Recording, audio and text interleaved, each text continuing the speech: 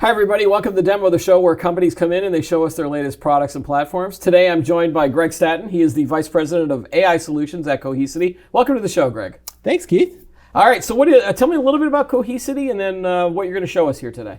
Yeah, so Cohesity kind of came into being by revolutionizing the way that enterprises thought about data management, data protection, data security. Yep. We offered kind of 4 key applications that ran on top of our platform.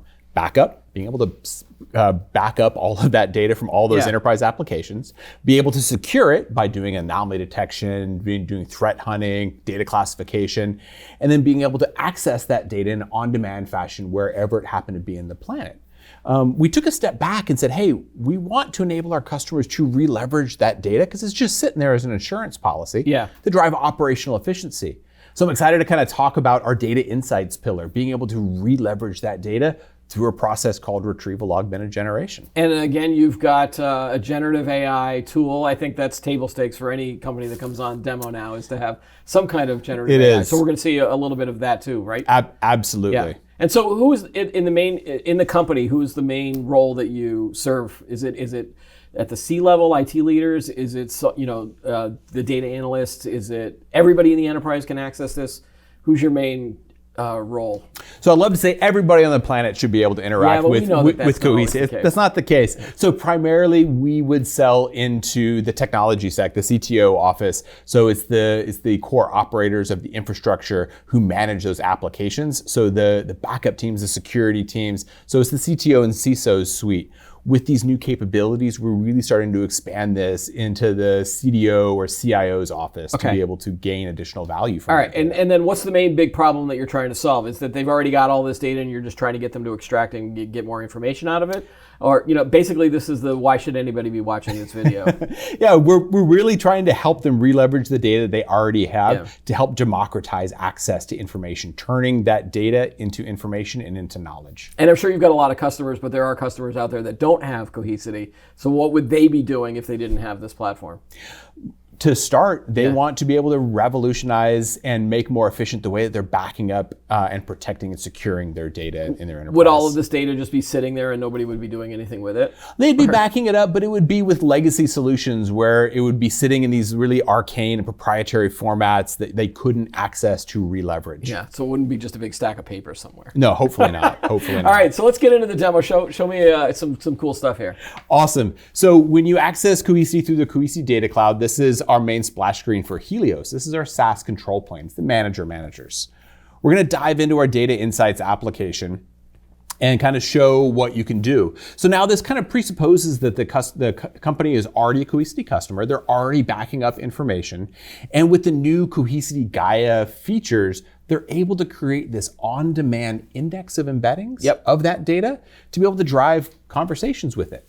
And so let's just say that they went in, the admin said, hey, there's all these SharePoint sites and OneDrives and NAS shares that we want to be able to ask questions, be able to unlock some tribal knowledge out of it.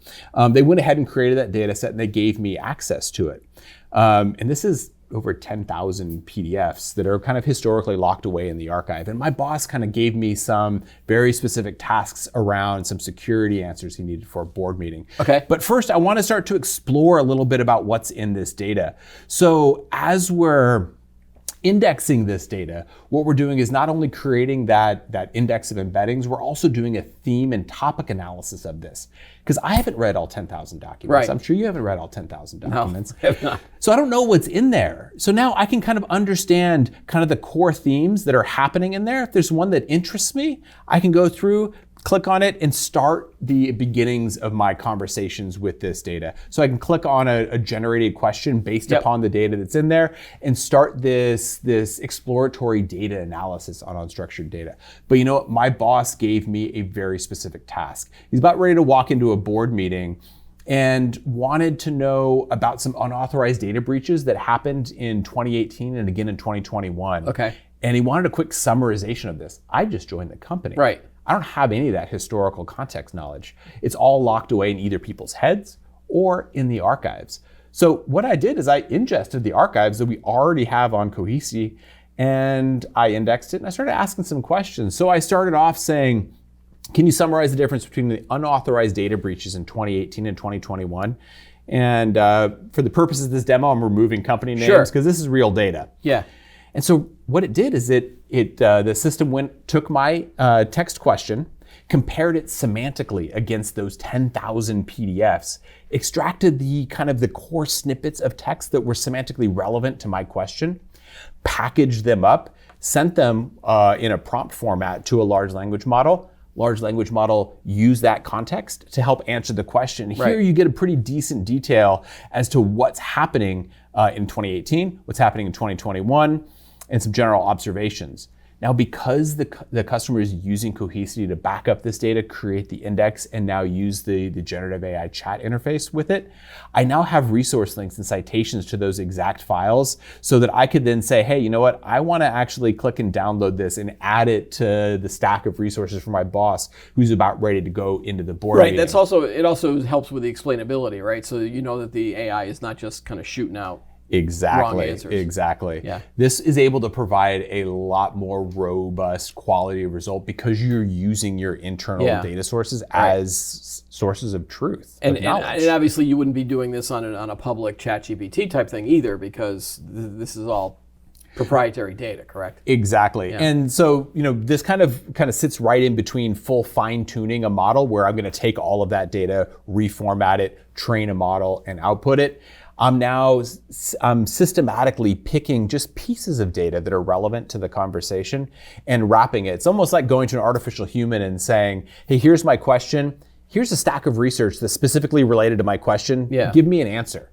And that's essentially what we're doing with RAG is we're able to bring that data from the single source of truth to the language model at the time of inference. Right. Now, how do you protect people from getting information that they might not be able to get if they're an internal employee, like, someone in sales necessarily doesn't need to know this, but how do you prevent them from getting all of this information? No. Is there a sense of access control and things like that? There very much is. When we create these data sets or these indexes of data, the administrators can go in and say, hey, I want this subset of data with this file share, this one SharePoint drive.